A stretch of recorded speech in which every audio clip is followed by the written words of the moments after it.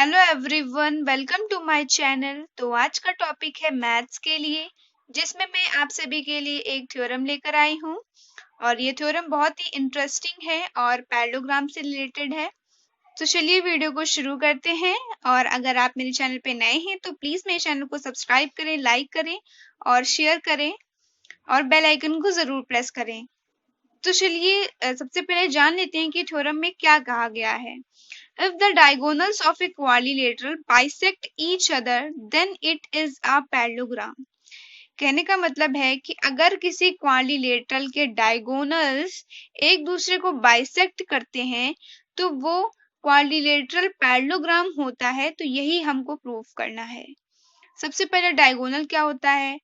तो डायगोनल होता है कि अपोजिट वर्टेक्स को जो लाइन ज्वाइन करती है उसे हम डायगोनल कहते हैं।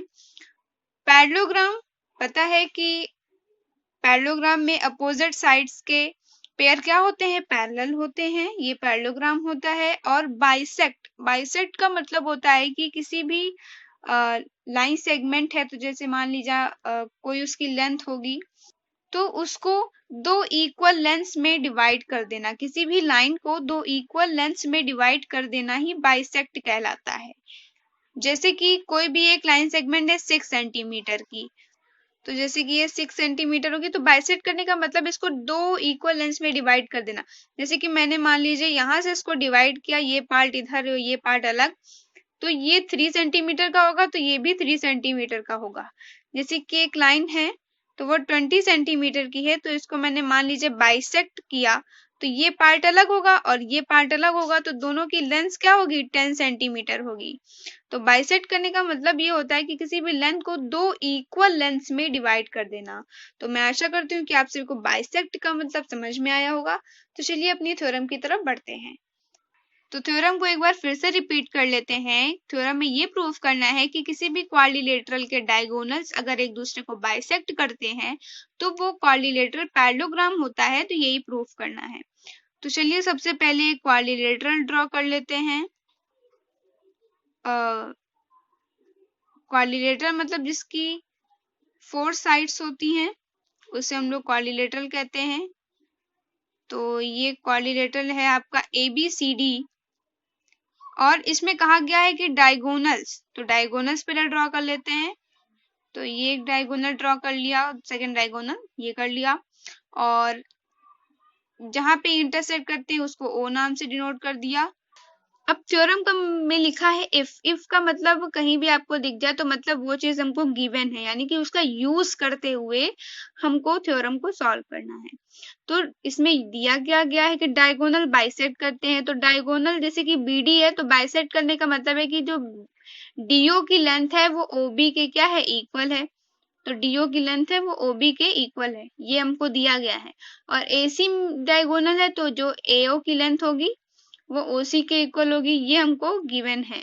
और हमको ABCD ये एक पैरेललोग्राम है तो ये प्रूफ करना है। तो सबसे पहले गिवन लिख लेते हैं।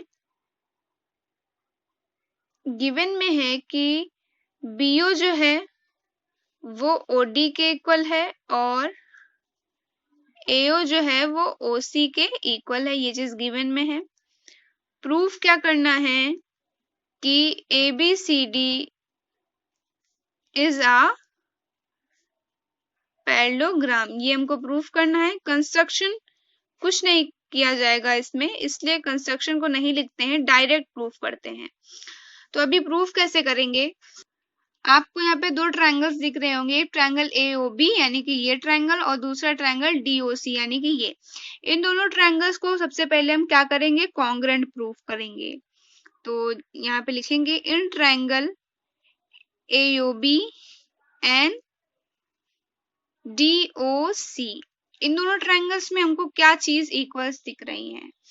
सबसे पहले इन दोनों ट्रायंगल्स में AO की जो लेंथ है वो OC के इक्वल है दोनों ट्रायंगल्स में। तो जो AO is equal to OC है, इसका रीजन क्या देंगे? गिवन, ये चीज हमको गिवन में दी गई है, थ्योरम में पहले से ही हमको ये चीज दी गई है। और क्या हमको कॉमन मिलता है? तो DO की जो लेंथ है वो OB के इक्वल है, DO is equal to OB, जैसा कि हम लोग को गिवन में दिया गया। तो रीजन भी इसका हम लोग गिवन ही लिख देंगे। और क्या चीज है हमको इक्वल दिखती है, तो आप यहाँ से देख सकते होंगे कि ये एंगल जो है वो इस एंगल के इक्वल होगा, क्योंकि वर्टिकली अपोजिट एंगल्स इक्वल होते हैं। तो यहाँ पे लिख सकते हैं angle DOC is equal to angle AOB। Reason लिख सकते हैं वर्टिकली अपोजिट एंगल्स। ये हो गया। अब उसके बाद ये दोनों ट्रायंगल्स कॉन्ग्रुएंट प्रूव हो गए हैं। किस रूल से? साइड एंगल साइड रूल से। तो लिख देंगे और triangle AOB is congruent to triangle DOC by SAS, यानी कि साइड एंगल साइड रूल से कॉन्ग्रुएंट प्रूव हो गया। तो जब कोई भी दो ट्रायंगल्स कॉन्ग्रुएंट प्रूव होते हैं तो करस्पॉन्डिंग 6 पार्ट्स इक्वल होते हैं। जिनकी हमें जरूरत है वो हम ले लेते हैं। तो एंगल ये किसके इक्वल होगा? इस एंगल के इक्वल होगा बाय CPCT। तो हम यहाँ पे लिख देंगे कि angle OAB is equal to OCD by CPCT। अब ये दोनों ट्रायंगल्स इक्वल प्रूफ कर दिए। तो अगर हम इस फिगर में ध्यान से देखें तो AC को हम ट्रांसवर्सल लाइन लेके चलते हैं, तो ट्रांसवर्सल लाइन के हिसाब से ये दोनों एंगल्स इक्वल हो गए। तो ये एंगल, दोनों एंगल्स तभी इक्वल हो सकते हैं जब AB जो है DC के क्या हो? पैरेलल हो। तो हम यहाँ से इजीली कह सकते हैं कि जो AB जो है वो क्या है? DC के पैरेलल है। तो AB parallel to DC।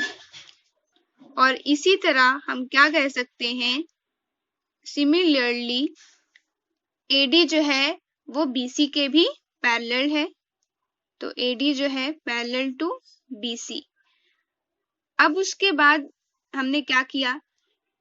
AB को DC के पैरेलल दिखा दिया और AD को जो है वो BC के पैरेलल दिखा दिया। तो ऐसा क्वाड्रिलेटरल जिसके अपोजिट साइड के दोनों पेयर एक दूसरे के पैरेलल होते हैं तो वही क्या होता है? पैरेललोग्राम होता है। यही हमने प्रूव कर दिया। तो हम यहाँ से लिख सकते हैं hence ABCD is a parallelogram. तो ये बहुत ही इजी थ्योरम थी और बहुत ही अच्छी थी। तो मैं आशा करती हूँ कि आप सभी को समझ में आई होगी। तो अगर आप सभी को समझ में आई है और ये वीडियो यूजफुल लगा है तो प्लीज मेरे चैनल को सब्सक्राइब करें, लाइक करें और बेल आइकन को जरूर प्रेस करें। तो इसी के साथ मिलती हूँ एक नेक्स्ट वीडियो में। तब तक के लिए थैंक यू, बाय बाय।